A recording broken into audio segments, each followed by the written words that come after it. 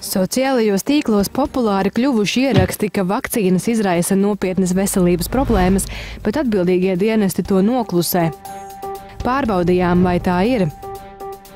Jā, vakcīnām, tāpat kā jebkurām zālēm, var būt blaknes. Oficiālā statistika liecina, ka pērn no 600 000 potēto cilvēku pārējošas blaknes bija 16. Piemēram, paaugstināta temperatūra, masalas pēc injekcijas, vājums. Aizdomīgie vecāki uzskata, ka šī statistika ir nepilnīga, jo ārsti par blaknēm neziņo. Izrādās, par tām neziņo arī imunologs Lauris Līcītis, kurš sakās savā praksē esot pieredzējis daudz šādu gadījumu.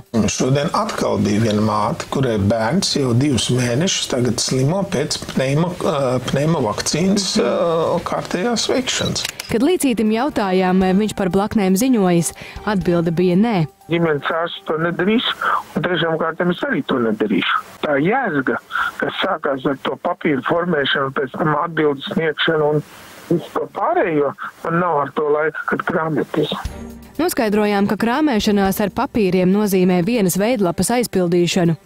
Informāciju saņem slimību profilakses un kontrolas centra epidemiologi un sāk izmeklēšanu. Mums ir pašiem savs protokols izstrādāts, epidemiologiskas izmeklēšanas protokols. Ārstam nav nekas jāpilda.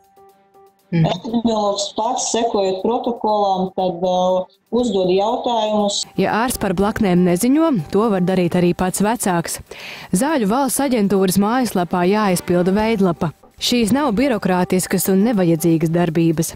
Ja ziņosiet par blaknēm, rezultāti sekos. Piemēram, 2011. gadā vairākiem bērniem pēc prettuberkulozes potes padusēs parādījās sastrtojuši bumbuļi. Atklājās, ka vakcīna nepareizi ievadīta.